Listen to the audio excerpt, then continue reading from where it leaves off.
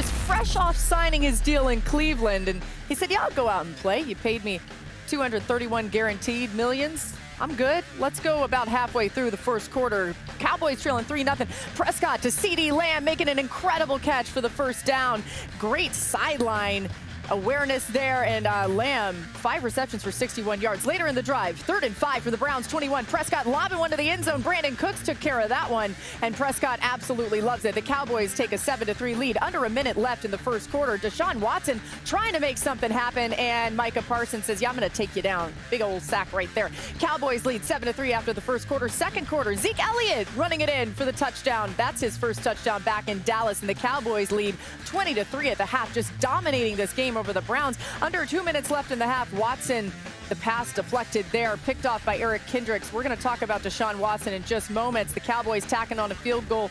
And then 9 minutes left in the game. The Browns trail 33-10 at this point. Watson's pass going off the hands of Elijah Moore, intercepted by Trayvon Diggs. The Cowboys defense totaled 6 sacks and 2 interceptions, as it really was not a pretty day there for the Browns either way. Watson averaged just 3.8 yards per pass attempt, the lowest of his career in any game where he attempted 10 or more passes. His total QBR of 9.4 is also the worst of his career. Remember, QBR is out of 100, and Watson put up a 9. So, Dan, the numbers are just absolutely awful. How bad was the tape yesterday from Deshaun? Yeah, bad. It's hard to find an accurate throw, and that's not just this past weekend. It's also going back over the past couple years. It seems like that's a part of his game that's been lost. I think, number one, there's a hesitancy and a lack of confidence. He's got a receiver over the middle of the field. Coop's going to win. Let the ball go now. He's wide open. But holding on to the football early in the game, that's a sack. Elijah Moore crossing the middle of the field. This is wide open in the NFL. It looks like he pulls the string, like he's guiding the football here. That forces the ball to dive down an incomplete pass. They're going to get a slot blitz. This is Amari Cooper on a slant. It's perfect. Might be 20, 25 yards if he throws the ball in his chest. He misses it by a good yard.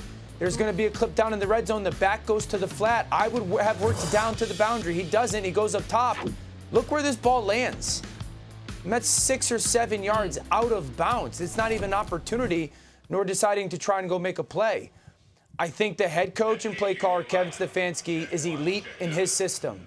And I don't think he believes he can run his system with where Deshaun Watson is right now. I think there's a crisis in Cleveland because the quarterback is struggling to be accurate with the football. Okay, put a pin in that for just a moment, because we do want to show you Robert Saleh right now, the Jets head coach. He's been doing this where he runs the stairs pregame since 2005 when he was with the Houston Texans. He's walking right now, but he starts to go a little faster as he warms up. And Marcus is going to go join him in just a little bit in his suit. That's what Swagoo told us. But he's going to die. Look like Xerxes off of 300.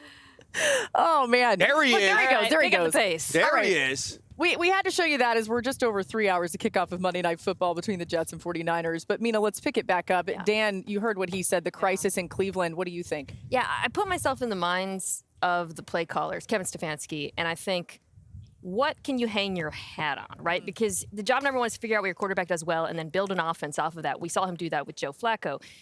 This game, you saw them try different things with Watson. Let's put him in empty. Let's put him in the gun. Let's move the pocket. Let's try a bunch of different concepts. And it just didn't feel like they ever landed on something that he excelled in, that he was competent in. Frankly, would contrast that with the Steelers, who we didn't really talk about in great length. Justin Fields is a flawed quarterback, but he has qualities that you can build an offense around, and you saw that with Arthur Smith. Oh, his mobility. He's still an incredible scrambler, design run game, and some deep shots because he has good arm. Yeah. I don't feel like, RC, there are things you can point to with Deshaun Watson at this point in his career that you can build an offense off of. What I love is that Mina talked about the effort of Kevin Stefanski, the play caller, to say, we're going to try to figure out something you can do well. Deshaun Watson also put in a lot of effort, which is what scares me, because maybe he just can't do it anymore. Deshaun Watson, even though he was under pressure, even though Mike Zimmer's defense played extremely well, I've seen him at his best play great on a bad football team. To miss the sorts of throws that he's missing, to not be able to find ways to create second play opportunities for your players, that was the reason GM Andrew Berry went out and got him. Yeah. And so now, if I'm sitting in that locker room or I'm a head coach, I'm remembering what it looked like down the stretch with Joe Flacco. who was trying out for inside the NFL during the preseason last year. There is a crisis in Cleveland, and the crisis may be you're stuck with a contract with a quarterback who is no longer who you acquired.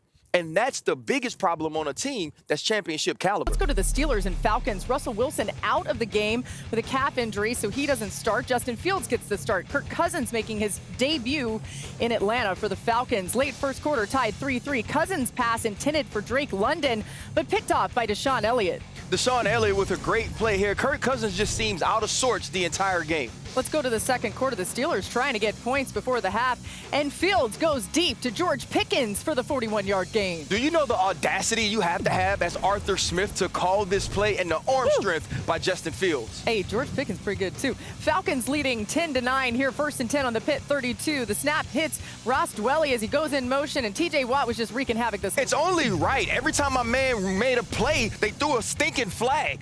About time he gets the turnover. Fourth quarter, under 3 minutes to go in the game. The Falcons down 5. Cousins pass toward Ray McLeod. The third is picked off by Dante Jackson. The Steelers will go on to win 18-10. The Falcons had 3 turnovers over the day. And Mina, it was our first chance to see this Falcons offense with Kirk Cousins. What stood out to you? You know, when the Falcons signed Kirk Cousins, I'm thinking of Kirk in Minnesota. I'm thinking their offensive play caller, Zach Robinson, comes from the Rams. He's going to be under center. We're going to see a lot of play action. No pass attempts under center. Not a single rep of play action.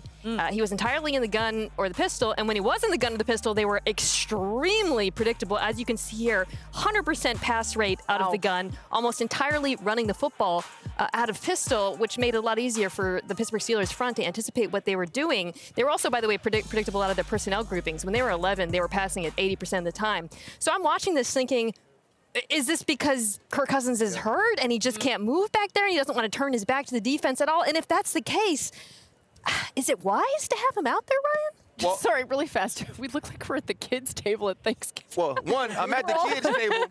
I'm at the kids' table, and my eyes watering. I'm in bad shape right now, guys. I don't know what made Eisman put us out here. I thought it was just the Falcons offense that had you tearing up. But when you I just wanted to see play action. Like when you look at what we saw from Kirk Cousins in that offense, it made me say to myself, oh, I see why you drafted Michael Penix 8th overall. What did you know? Because this is not how he's successful. No. It also brought to light that these guys don't create a ton of separation. We watch Kirk Cousins in the play action. Kirk Cousins having opportunity for half rolls, and he had one of the best route runners in football in Justin Jefferson to throw the football to. He's not going to have that in Atlanta. So if they can't get under center, if Kirk Cousins can't move the launch point in the backfield, this is going to be very difficult for them the entire year. On the Steelers side of things, they weren't able to start Russell Wilson, Dan. They go with Justin Fields. What did his tape tell you in the early goings? That he should be their starter, and that his connection with George Pickens to be like the ability to throw downfield in an explosive manner matters. I know that this offense is going to lack some efficiency, and Justin's going to have to, and if he's going to be their starting quarterback, him and Arthur Smith are going to have to find ways to be more efficient. But I do know this. He managed the game. He made plays with his legs when he needed to. And then he made big throws downfield. They're going to have to get him to understand to play a little quicker. But I also don't think they should ask him to play in that manner if he's going to be their starting quarterback. Dan, what's up? Man, I love your pin, bro. I love it. Is that custom? P-O-R-C, that's custom. I like how he looped the O in there with Obviously, the D. obviously, you let your daughter draw it. I think that is beautiful, and that's what it's about. This is about family and being together. Hey, I I don't gotta think make the a comment cost though, of because them are this the is the difference in. Oh, I was gonna say, Dan, this is the difference in your fashion versus our seats fashion. Like it's about right. All right, we're gonna see how long we last at this kids' table. We're gonna get kicked out of the Thanksgiving dinner the way we're behaving over here. Texans Colts, an exciting quarterback matchup with two of the best in the league at quarterback between C.J. Stroud and the Texans and Anthony Richardson and the Colts. We're gonna pick it up in the opening quarter. The Texans are up 3-0 here, and Anthony Richardson missed most of his rookie season due to injury, but he returned in grand style. What a throw, connecting with Alec Pierce for 60 yards. This replay is insane. I could watch this throw over and over again. He makes the throw while slipping. How do you throw at 60 yards? You're slipping, you're falling down. Doesn't matter. Fourth quarter, that's where we go now. The Texans up by 2 on 4th and goal. C.J. Stroud finds his newest target, Stephon Diggs, the former Bill, with the 2 touchdowns on the day. Good to see him there. And the Colts down by 9 in need of a score. Richardson says, I got it. I'm just going to throw people off me. I mean, physical doesn't even say the half of it, right, Swag? All right, under 2 minutes remain. Texans up by 2. Colts need a stop on 3rd down to give the offense a shot. And Joe Mixon picking up the first down. D'Amico Ryans fired up as his squad takes the 29-27 victory. Marcus, the Texans' offense was so good last season, but it looks like they might have gotten better. What did you see out of them Sunday? One, the Joe Mixon pickup was sneaky, one of the best moves this offseason. Second, this was the 30th ranked rush team in the league last year. This year, they won't be. I think adding this element with C.J. Stroud and how well he plays on time, the things that he can do with his arm. But the run game, to me, was the most impressive. And then at the end of the game, when you had to have it, you were able to seal the game. But Joe Mixon looked explosive. They had this zone scheme working, getting them outside of the tackles or right off the back inside foot of the offensive tackles. And look, this Indianapolis Colts defense is good now. This was a challenge for you to be able to churn yards up front. I thought they did a phenomenal job.